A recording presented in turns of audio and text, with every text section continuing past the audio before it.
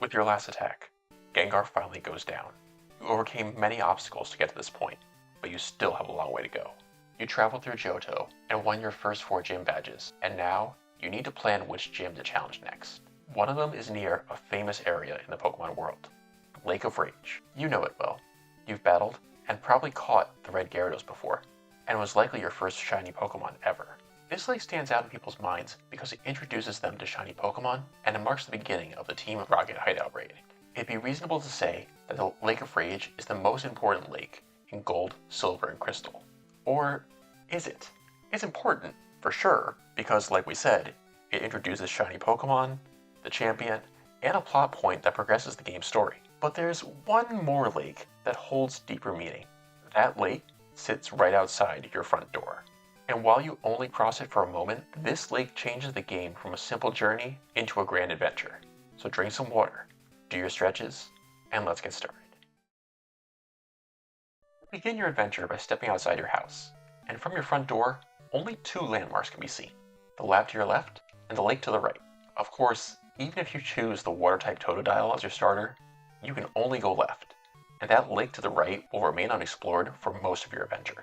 This echoes the feeling you had in the first set of games. In red, blue, yellow, and green, you were forced to see the waterbed on your way to the lab, but you couldn't go down there just yet. Games do this not just to create curiosity, but also to give you a reason to return to older areas. Once you get access to Surf, the world opens up a little bit. You can move forward in the story, but you can also go back and grab those items in the spots you noticed but couldn't reach before. There's a rare candy hidden in Violet City, and if you surf across Cherry Grove City's lake, you can get a mystic water by talking to a man standing on the island. Then there's that waterbed in New Barktown. It looks like a small pond, but once you're surfing on it, you quickly discover that it extends into a full lake area, formerly known as Route 27. If you travel down the southern end of it, you can reach another rare candy. But that isn't what stands out about this area. This lake next to New Barktown also acts as a bridge between the beginning and the end of the game. That's why I like to call this lake Newbark's Bridge. Just ignore that. Newbark's Bridge does 2 things. It raises the bar and moves the goalpost. When you cross Newbark's Bridge, you're no longer a novice. You're on your way to becoming a champion. And other characters see it. Both trainers and bystanders note that you've come a long way. The first house you see after successfully reaching this area gives you the TM for Sandstorm, and tells you that it's an advanced technique that few trainers can master. But even though you can see that house, you can't access it right away. Let's step back a second. What did you do to get to this point? At minimum, you encountered 4 gym leaders, won their badges, defeated Team Rocket in the Slowpoke Well, cleared Sudowoodo out of the way, proved your strength against the Kimono Girls, and earned the HMs for Cut, and, more importantly, Surf. At this point, you have access to nearly all of Johto. From here, you can choose to go to Cianwood City and battle his gym directly, or complete the side quests required to open up the Olivine and Mahogany City gyms.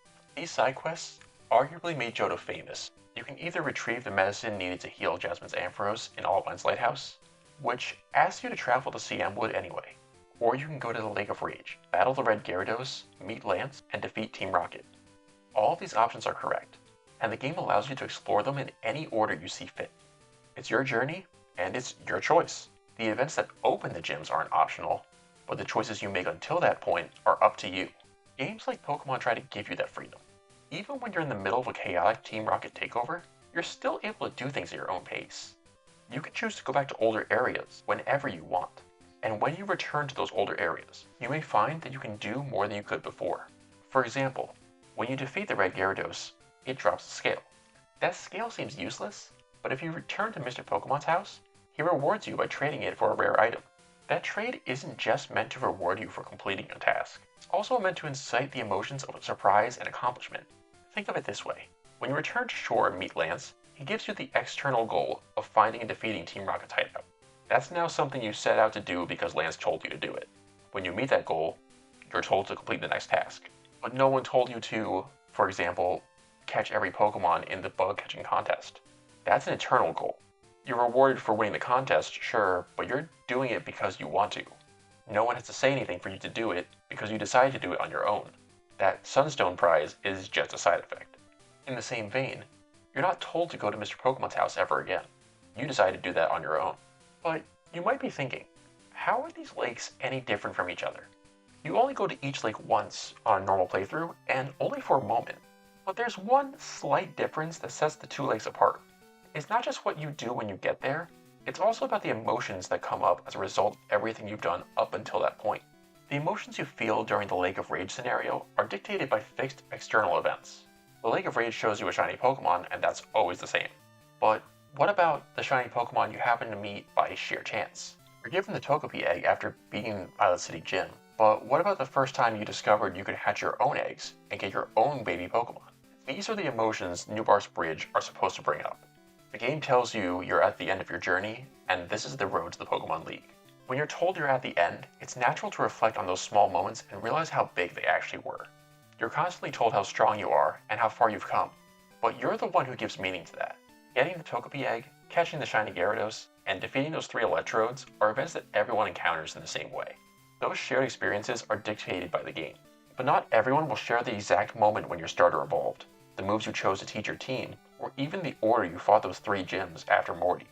The Lake of Rage, in the context of Gold, Silver, and Crystal, is an event that takes place in the middle of your journey. It's a chapter in the middle of your story. Meanwhile, the lake that makes up part of Route 27 represents you crossing into unknown territory. Instead of simply moving into another part of the map, you're metaphorically turning the page into a new phase of your own growth. And actually, you're turning the page to a new map entirely. Newbar's Bridge and the nearby Tojo Falls act as a check in the same way the guards did at Indigo Plateau in Pokemon Red, Blue, and Yellow. In those games, you're able to travel up Indigo Plateau a little more every time you get a new badge. Those guards are basically gatekeepers. They tell you there's more you can do here, but you're not able to pass them yet. This time, in Gold, Silver, and Crystal, the gatekeeper role is more condensed, and it's not blocked by people, but the environment. The only way to enter Kanto is to use Surf, which can only be done by defeating Morty's gym.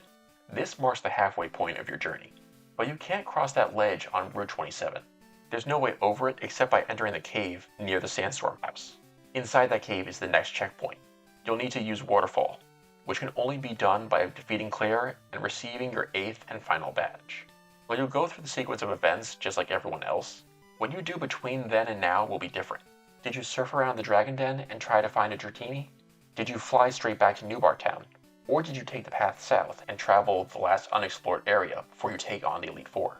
Or did you ignore all of that, take the Silver Wing, Rainbow Wing, or Clearbell, and search for your box art legendary?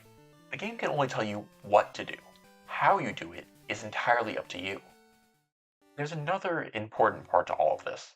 We mentioned earlier that Newbar's Bridge serves 2 main functions. It raises the bar, and it moves the goalpost. In its own right, you accomplish something by discovering what was on the other side of Newbar's Bridge. But when you cross to the other side, you're greeted by a man who's excited to see you. He's excited because he wants to point something out that you wouldn't have noticed if he didn't tell you outright. He says, "Do you know what you just did?" and tells you to check your map.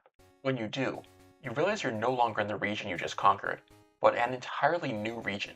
This area isn't just Newbar's Bridge to the end of the game.